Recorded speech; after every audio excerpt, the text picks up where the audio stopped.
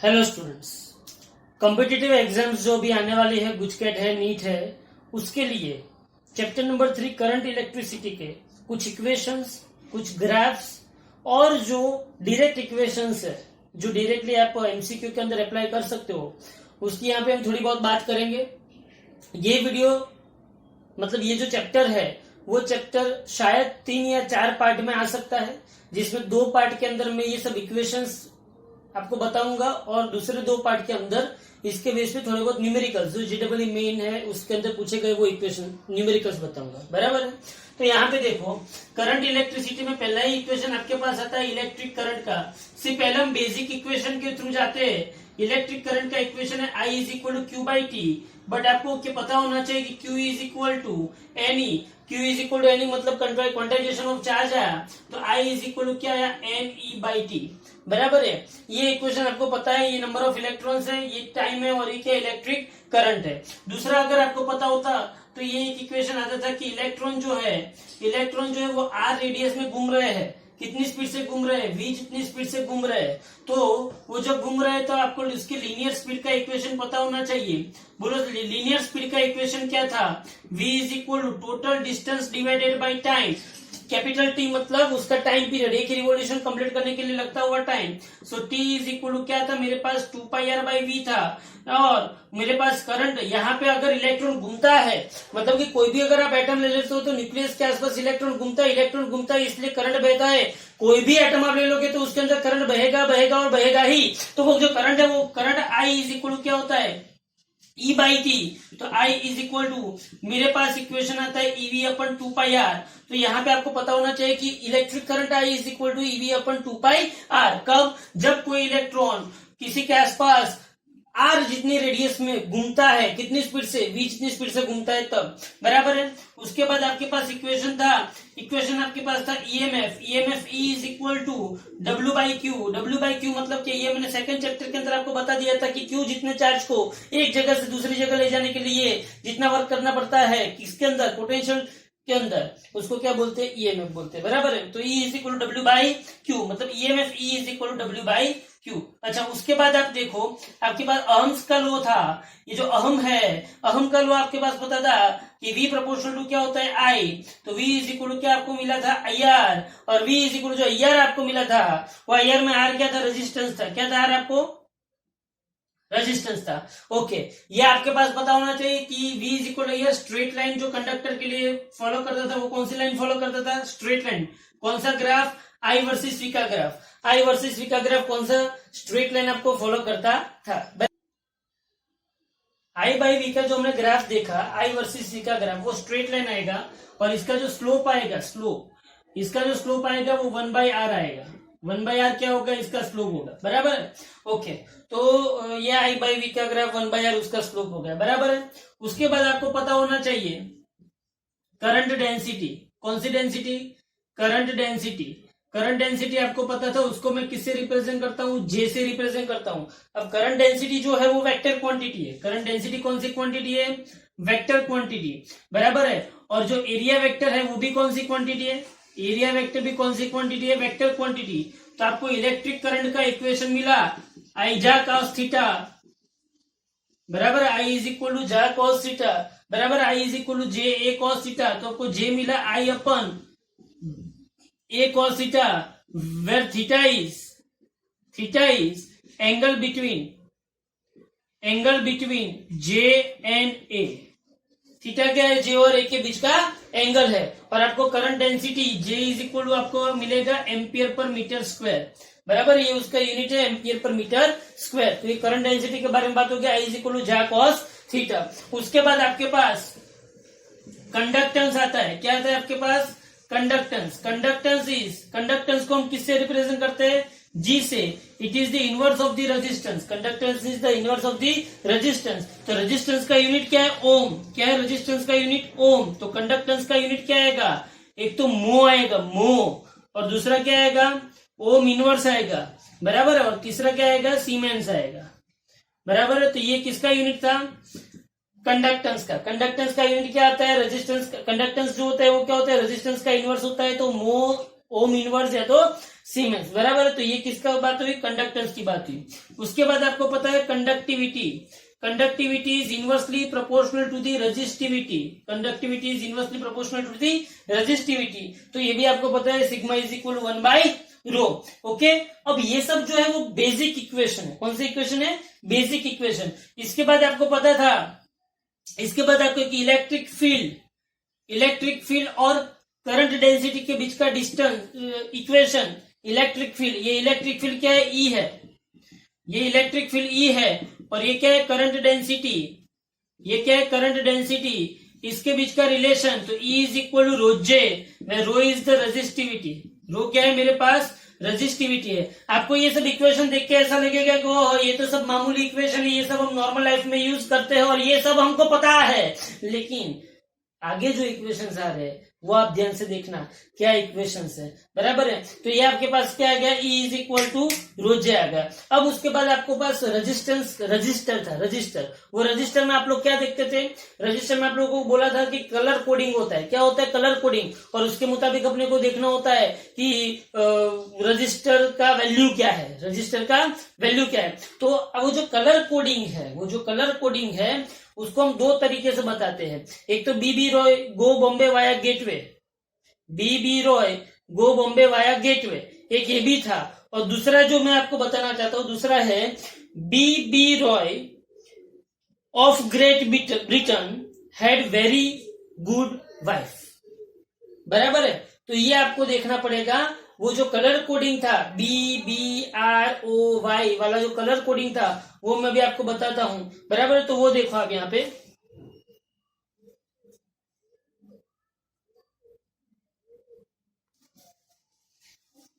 तो यहाँ पे हमारे पास कलर कोड का इक्वेशन है।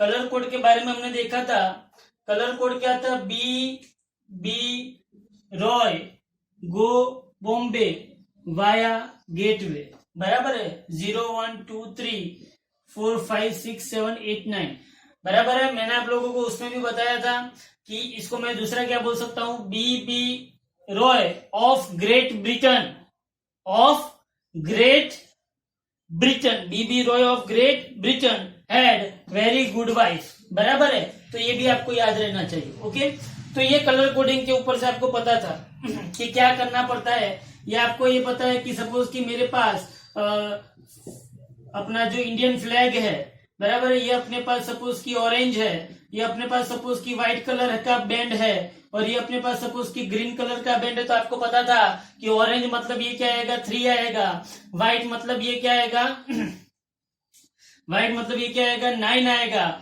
और ग्रीन मतलब 10⁻², तो 10⁻² ग्रीन मतलब क्या आएगा, 5 आएगा। तो ये अपने पास रेजिस्टेंस का वैल्यू क्या आ गई, 39 इंटू 10⁻5 ओम, बराबर है। तो ये अपने पास कलर कोड के ऊपर से आपको पता चल जाएगा।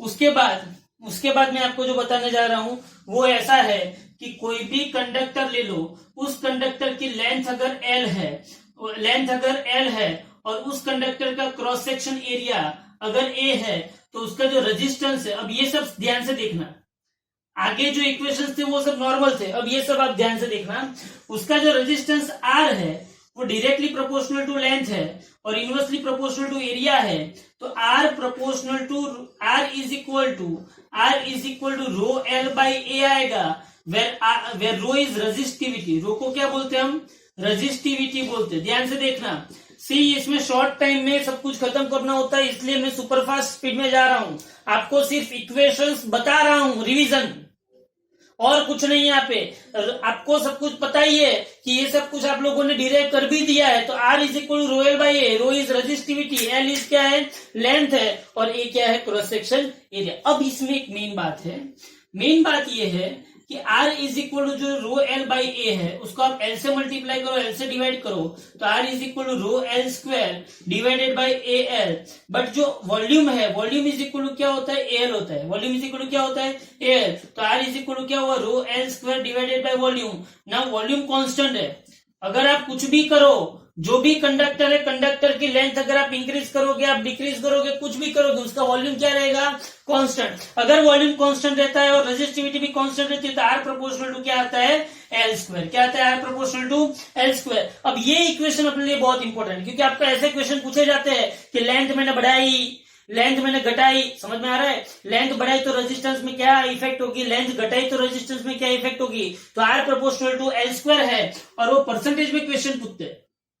परसेंटेज में अगर क्वेश्चन पूछते तो आपको एक ट्रिक बताता हूं, ध्यान से देखना। अगर आपको दिया गया परसेंटेज 9 या तो 9 से कम है, अगर आपको दिया गया परसेंटेज 9 या तो 9 से कम है, तो आपको आंसर में लिख देना है, सिंपल सा लिख देना है 2 multiplied by percentage, 2 multiplied by percentage. और अगर आपको दिया गया परसेंटेज 9 से ज्यादा है तो 2 multiplied by percentage plus percentage का स्क्वायर डिवाइडेड बाय 100, बराबर है। तो अगर 9 से कम है, 9 या तो 9 से कम है तो 2 मल्टीप्लाइड बाय परसेंटेज, और अगर आपको दिया गया परसेंटेज 9 से ज्यादा है तो 2 multiplied by percentage plus percentage का स्क्वायर डिवाइडेड बाय 100, बराबर। कब, जब ऐसा आपको पूछा जाए कि लेंथ बढ़ी इतना परसेंटेज, लेंथ घटी इतना परसेंटेज। अगर लेंथ बढ़ी तो रेजिस्टेंस बढ़ा, और अगर लेंथ घटी तो रेजिस्टेंस घटा। ओके, तो ये सिंपल क्या था, रेजिस्टेंस के ऊपर की बात थी। ये आपको याद रखना है, ये R is equal to rho L by और R proportional to L square. कब, जब वॉल्यूम कांस्टेंट है। ओके, चलो इतना हो जाने के बाद अगर आपको कोई ऐसा पूछे कि करंट डेंसिटी जो है, कौन सी density, current density and drift velocity के बीच का रिलेशन, तो आपको पता होना चाहिए J is equal to NeVd। J is equal क्या है, NeVd, बराबर है। Where n number of electron, Vd क्या है, drift velocity, where Vd is equal to क्या होता है, length of the conductor divided by tau.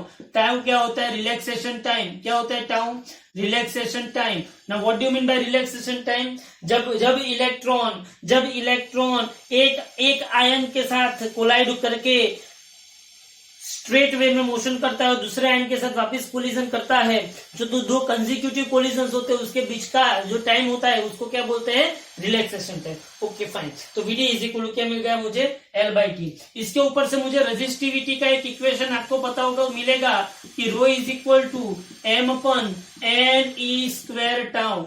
Rho is equal to m upon NE² tau. Tau क्या है, रिलैक्सेशन टाइम। अब ध्यान से देखना, टेम्परेचर बढ़ा तो थर्मल काइनेटिक एनर्जी बढ़ी। अब थर्मल काइनेटिक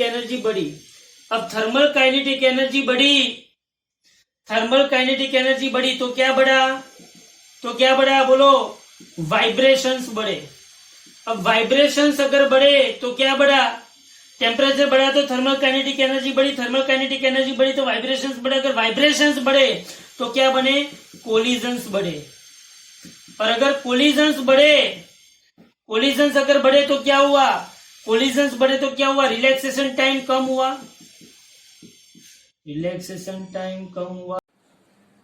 तो यहाँ पे रिलैक्सेशन टाइम जो है, मैंने आपको बोला था कि रिलैक्सेशन टाइम कम हुआ। रिलैक्सेशन टाइम अगर कम होगा तो रेजिस्टिविटी क्या होगी, ज्यादा होगी।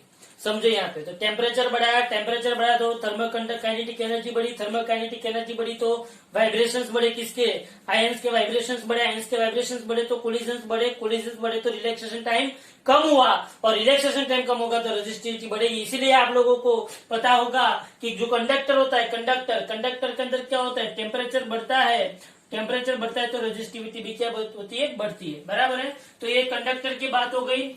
सेमीकंडक्टर में टेम्परेचर बढ़ता है तो रेजिस्टिविटी क्या होती है, कम होती है। सेमीकंडक्टर में टेम्परेचर बढ़ता है तो रेजिस्टिविटी क्या होती है, कम होती है। याद रखना दोनों में अलग अलग चीज है। टेम्परेचर बढ़ेगा तो रेजिस्टिविटी बढ़ेगी किस में, कंडक्टर में, और टेम्परेचर बढ़ेगा तो रेजिस्टिविटी घटेगी किस में, सेमीकंडक्टर में। अब यहाँ पे देखो, दूसरा मेरे पास एक इक्वेशन था मोबिलिटी वाला। Mobility mu is equal to आपके पास इक्वेशन था drift velocity divided by electric field, बराबर है। और दूसरा इक्वेशन हमने यहाँ पे डिराइव किया था, मोबिलिटी का एक इक्वेशन हमने यहाँ पे डिराइव किया था कि sigma is equal to mu N E. Sigma is equal to क्या था, म्यू एन ई। किसके लिए, कंडक्टर के लिए। किसके लिए, कंडक्टर के लिए sigma is equal to mu N E. और अगर मैं सेमीकंडक्टर की बात करूं तो सेमीकंडक्टर के लिए sigma is equal to mu electron का एन इलेक्ट्रॉन का इलेक्ट्रॉन प्लस म्यू होल का एन होल का और होल का चार्ज। ओके, तो ये क्या था, मोबिलिटी। मोबिलिटी जो है, मोबिलिटी का यूनिट क्या होगा, इसका यूनिट क्या है मीटर पर सेकेंड और इसका यूनिट क्या है वोल्ट पर मीटर। तो मोबिलिटी का यूनिट क्या हुआ मीटर स्क्वायर पर वोल्ट इंटू सेकेंड, बराबर है। मोबिलिटी का यूनिट क्या हुआ मीटर स्क्वायर पर वोल्ट इंटू सेकेंड हुआ। ओके, तो यहाँ पे हम लोगों ने ये सब बातें देख ली। अब आप लोगों को टेम्परेचर डिपेंडेंसी, मैं आप लोगों को बताना चाहता हूँ temperature dependency of resistance. Temperature dependency of resistance आपको समझ में आना चाहिए। ये टेम्परेचर डिपेंडेंसी ऑफ रेजिस्टेंस क्या है कि टेम्परेचर थीटा टेम्परेचर पे resistance is equal to theta zero temperature पे resistance into 1 plus alpha theta minus theta zero. यहाँ पे आपको पता होना चाहिए कि ये आर थीटा क्या है, थीटा टेम्परेचर पे रेजिस्टेंस, थीटा जीरो मतलब रेफरेंस टेम्परेचर है, तो रूम टेम्परेचर आप ले सकते हो उस टेम्परेचर पे रेजिस्टेंस। और ये यहाँ पे अल्फा क्या है, कोएफिशिएंट ऑफ रेजिस्टिविटी। अल्फा क्या है, कोएफिशिएंट ऑफ रेजिस्टिविटी और theta and theta zero temperature है। आपको इसमें से ये भी पता होना चाहिए कि R theta minus R theta zero is equal to alpha R theta zero into theta minus theta zero में लिख सकता हूँ। उसको ऊपर से मैं अल्फा लिख सकता हूँ R theta minus R theta zero upon R theta zero into theta minus theta zero. अगर मुझे इसको डिफरेंशिएशन के फॉर्मेट में बताना हो तो मैं कैसे बता सकता हूँ, alpha is equal to D R by R theta zero into D theta. समझ में आया? Alpha is equal to difference in resistance at different temperature and नीचे क्या आ गया डिफरेंट टेम्परेचर डी थीटा और ए आर थीटा जीरो आ गया, बराबर है। तो ये सब मैंने जो बातें की वो क्या थी, टेम्परेचर डिपेंडेंसी की बातें थी, बराबर है। उसके ऊपर से रेजिस्टेंस आ गया। अब मुझे जो आपको बात करनी है सेमीकंडक्टर। अच्छा, सेमीकंडक्टर का पोर्शन हम बाद में रखते हैं, उसका एक्चुअली इक्वेशन नॉर्मल इक्वेशन है, लेकिन उसको भी आपको कोई काम का नहीं है। लेकिन अभी जो मुझे आपको बात करनी है वो मुझे बात करनी है रेजिस्टेंस की। चलो एक बेसिक मेन बात करना चाहता हूं, रेजिस्टेंस। रेजिस्टेंस का अगर आपको पता होना चाहिए सीरीज में इक्वेशन क्या था, R1 plus R2 plus RN। Resistance का आपके पास पैरेलल में इक्वेशन क्या था, पैरेलल में इक्वेशन क्या था 1/RP is equal to 1/R1 plus 1/R2 plus 1/RN। ये सब आपके पास बेसिक इक्वेशन थे। कौन से इक्वेशन थे? ये सब आपके पास बेसिक। फिर आपको पता था कि एन रजिस्टर्स अगर साथ में है, एन रजिस्टर्स जिसकी सबकी वैल्यू आर है, क्या है सबकी वैल्यू आर, एन रजिस्टर है जिसके सबकी वैल्यू क्या है आर, तो आपके पास उसका इक्विवेलेंट रेजिस्टेंस क्या था आर इक्विवेलेंट। मतलब मैं ऐसा लिख सकता हूं कि R in series is equal to आपने लिखा था एन आर। और अगर एन रजिस्टर, ये एन रजिस्टर सीरीज में बात हो गई, अगर यही एन रजिस्टर को अगर आप पैरेलल में कनेक्ट करते हो, किसमें कनेक्ट करते हो, अगर आप पैरेलल में कनेक्ट करते हो तो आपको आरपी इज इक्वल टू क्या मिलता था, आर बाई एन मिलता था, बराबर है। तो इसमें हम लोगों ने एक इक्वेशन लिखा था, अगर आपको ऐसा पूछा जाए कि आर एस अपन आरपी क्या होगा, तो N R upon R by N, तो आपको मिलेगा एन स्क्वायर। तो सीरीज में रेजिस्टेंस डिवाइडेड बाय पैरेलल में रेजिस्टेंस इज इक्वल टू क्या आ गया, एन स्क्वायर आ गया, बराबर है। वैसे आपको कंडक्टेंस पूछे जाए, क्या पूछा जाए, कंडक्टेंस। कैसे? आपको ऐसा पूछा जाए कि थ्री कंडक्टर्स है और ये तीन कंडक्टर जो है उसका कंडक्टेंस G1 G2 G3 है, G1 G2 G3 इनका कंडक्टेंस है और वो लोग सीरीज में कनेक्टेड है। किसमें कनेक्टेड है, सीरीज में। किसमें कनेक्टेड है, वो लोग सीरीज में कनेक्टेड है। तो इक्विवेलेंट कंडक्टेंस क्या होगा, इक्विवेलेंट कंडक्टेंस क्या होगा, तो इक्विवेलेंट कंडक्टेंस आपको पता होना चाहिए,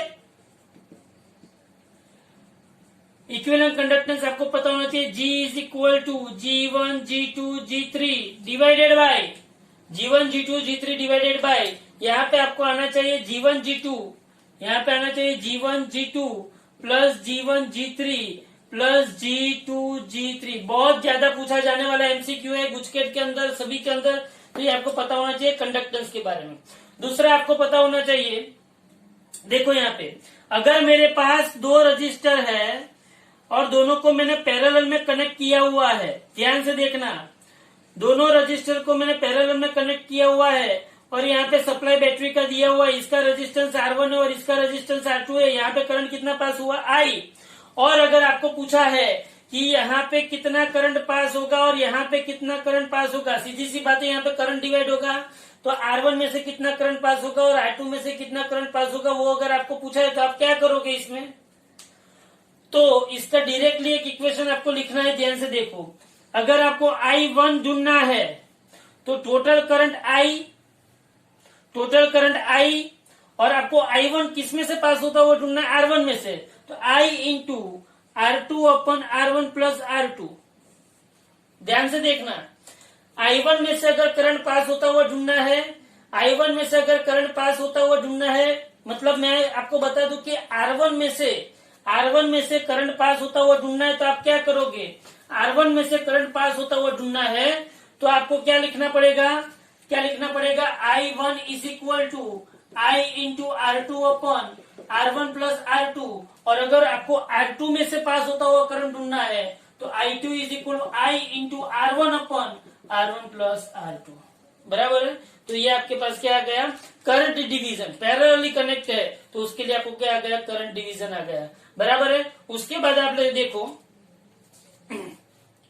अच्छा अब हम आप देखते हैं इंटरनल रेजिस्टेंस के बारे में। ध्यान से देखो,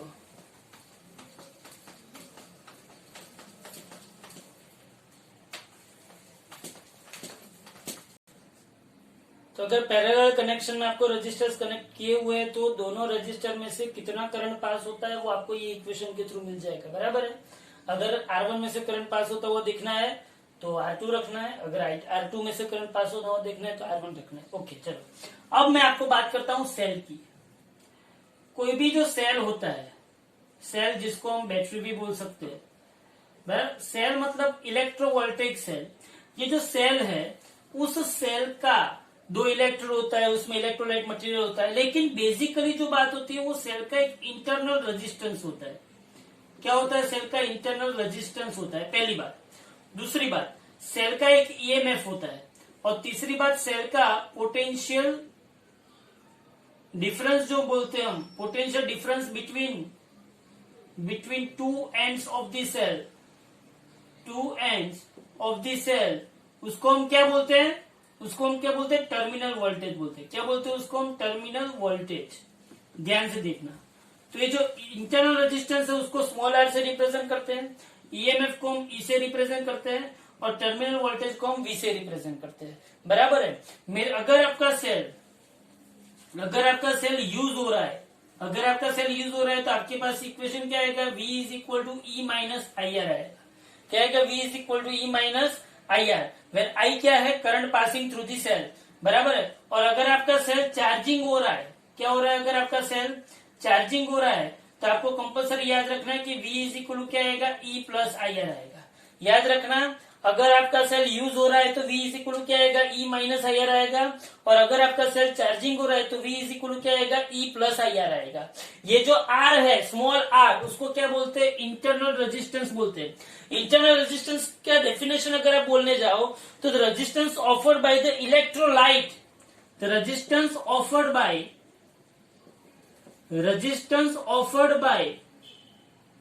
offered by the electrolyte।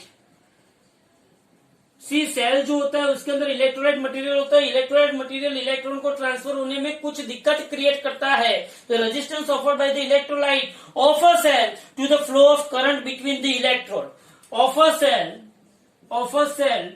To the flow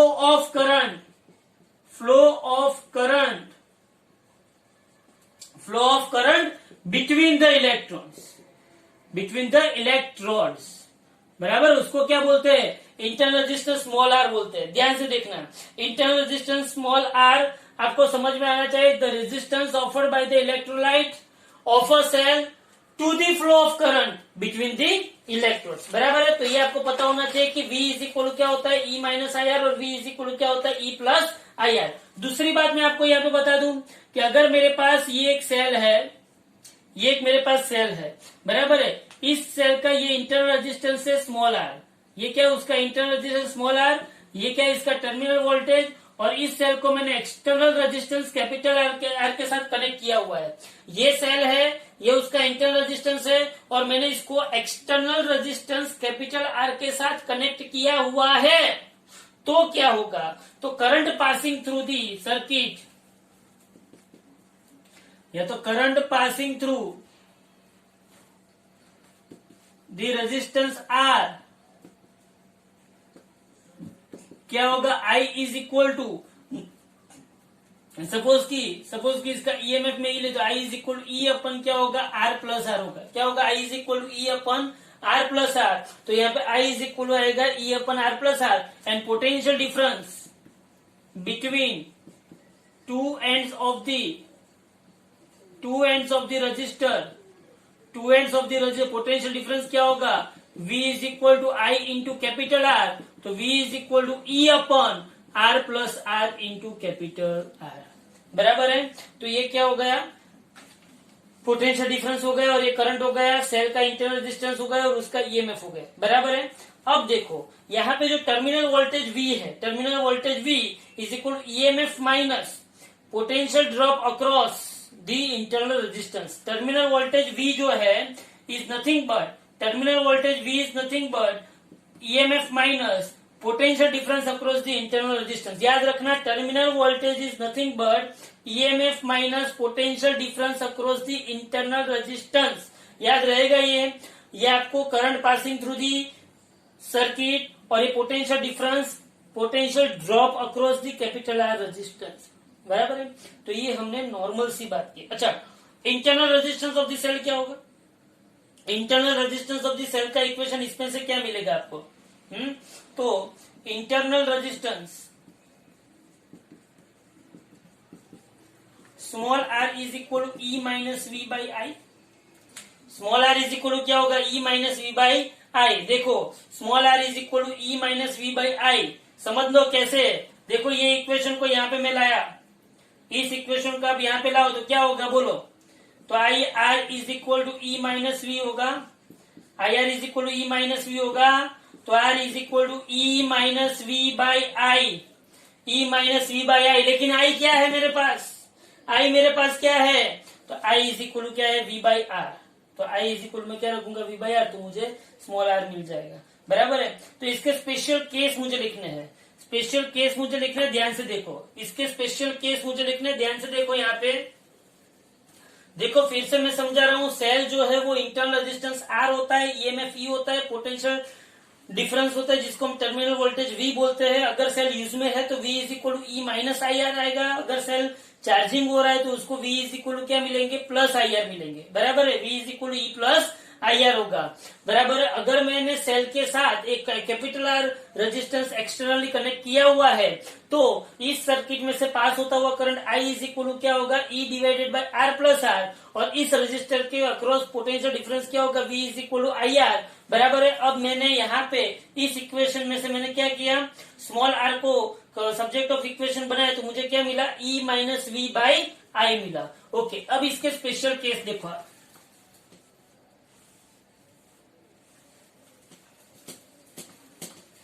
भाई ये सेल के ऊपर के स्पेशल केस आपको कोई किताब में नहीं मिलेंगे, एनसीईआरटी की किताब में उसको आपको ग्राफ प्लॉट करने पड़ेंगे, ग्राफ याद रखना, इसके ऊपर से ग्राफ है, ध्यान से देखो, बराबर है। तो मैं यहाँ पे आपको आर का इक्वेशन आपको बताता हूँ, small R is equal to क्या था, E minus V by I, but मैं आई इज इक्वल टू लिखता हूँ वी बाई आर, बराबर। तो आई इज इक्वल मैंने क्या लिखा, वी बाई आर, तो small R is equal to E minus V by R, बराबर, E minus V by R. Okay, अब देखो उसके स्पेशल केस, अगर मेरी cell is open circuit, first case when cell is open circuit, when cell is open circuit, अगर वो open circuit है, open time हमारे पास बहुत कम है इसलिए हम लोगों को थोड़ा स्पीड में जाना पड़ रहा है, स्पीड में हम शॉर्ट टाइम में पूरा का पूरा कवर करने की ट्राई करते हैं, बराबर है। अगर आपके पास सेल ओपन सर्किट है, आई इज इक्वल टू क्या है, 0, अगर आई 0 है तो क्या होगा बोलो, अगर आई 0 है तो क्या होगा, तो V open is equal to E आ जाएगा।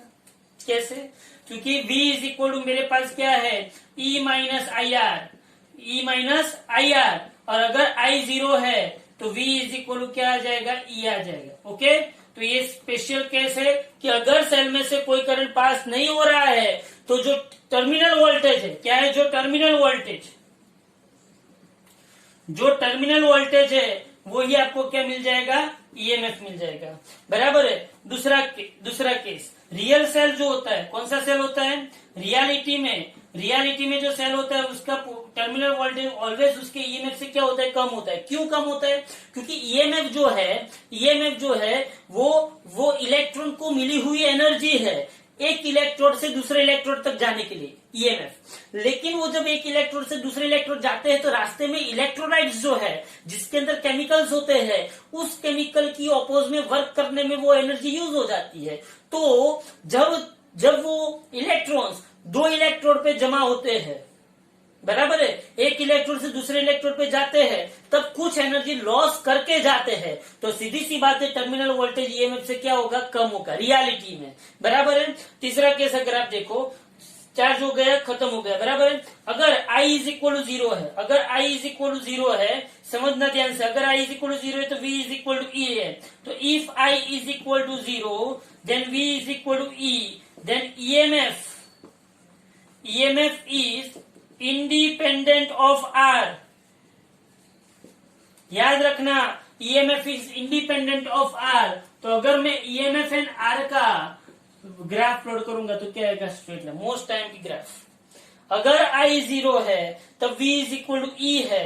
तो EMF जो है, EMF वो R पे डिपेंड करता नहीं है, तो वो कौन सा ग्राफ आएगा, स्ट्रेट ग्राफ आएगा। अब V वर्सेस R का ग्राफ, V वर्सेस R का ग्राफ ध्यान से समझना। बोलो V वर्सेस R का ग्राफ हम कैसे लाएंगे, बोलो यहाँ पे मेरे पास close circuit, in close circuit, ध्यान से देखना, in close circuit V is equal to क्या था, IR। तो V इज इक्वल I क्या था, E upon R plus R into R था कि नहीं था। V इज इक्वल I की जगह पे E upon R plus R into R था। अब ध्यान से देखना, V is equal to E upon, इस R को नीचे लाओ, R by R plus R by R। तो V is equal to E upon 1 plus R by R। अब ये इक्वेशन को देखो, अब ध्यान से गौर से इसे ऑब्जर्व कीजिए, इसको गौर से ऑब्जर्व कीजिए, क्या क्या हो सकता है। ध्यान से देखो, मुझे V एंड R का ग्राफ प्लॉट करना है, V वर्सेस R का ग्राफ मुझे प्लॉट करना है। अब ध्यान से देखो, अगर R टेंड्स टू 0 है, अगर R टेंड्स टू 0 है तो स्मॉल r अपन 0 इनफाइनाइट, अगर ये इनफाइनाइट है तो 1 प्लस इनफाइनाइट भी इनफाइनाइट, अगर नीचे की टर्म इनफाइनाइट है तो E upon infinite, V is equal to E upon infinite, तो V क्या हो जाएगा, 0। अगर R टेंड्स टू 0 है तो V क्या हो गया, 0, एक पास। दूसरा, अगर R is equal to R है, अगर R is equal to R है तो V is equal to E upon 1 plus small r upon small r, तो मेरे पास आ जाएगा V is equal to E by 2, दूसरा पास। और तीसरा, अगर R इनफाइनाइट है, अगर R इनफाइनाइट है तो V इज इक्वल, अगर R इनफाइनाइट है तो समथिंग अपन इनफाइनाइट 0, तो 1 प्लस 0, तो V इज इक्वल टू क्या आ गया, E आ गया। आपको तीन केस मिले, तीन केस आपको क्या मिले, एक कौन सा मिला, अगर R 0 है, अगर कैपिटल R 0 है तो V 0, अगर capital R is equal to small r है तो V is equal to E by 2, और अगर capital R tends to infinite है तो V is equal to E। तो इसके ऊपर से आपको ग्राफ प्लॉट करना है। ध्यान से देखो यहाँ पे R टेंड्स टू 0 है तो V tends to 0, R tends to, capital R tends to 0 है तो V भी क्या है, 0 है। Capital R is equal to small r है, capital R is equal to अगर स्मॉल r है तो आपको V क्या मिलता है, E बाई 2। अगर यहाँ पे E मैक्सिमम है तो यहाँ पे क्या आएगा, आधा आएगा। तो capital R is equal to small r पे आपको E क्या मिलता है, E बाई 2 मिलता है। और अगर R इनफाइनाइट है तो V इज इक्वल टू क्या मिलता है, E मिलता है। तो ये आपको ग्राफ मिला V वर्सेस R का, कैपिटल R का ग्राफ। याद रखना, ऐसे ग्राफ भी आ सकते हैं, ऐसे V वर्सेस I के ग्राफ भी आ सकते हैं, सीरीज एंड पैरेलल सेल्स का कॉम्बिनेशन आता है। तो आगे की जो कहानी है, series, parallel, cell combination, potentiometer, Wheatstone bridge जो है, मीटर ब्रिज है, पावर है, हीट एनर्जी है, वो सब इक्वेशंस और कुछ JEE की सर्किट्स और वो सब कुछ हम नेक्स्ट लेक्चर में देखेंगे। प्लीज इसको देखते रहिए।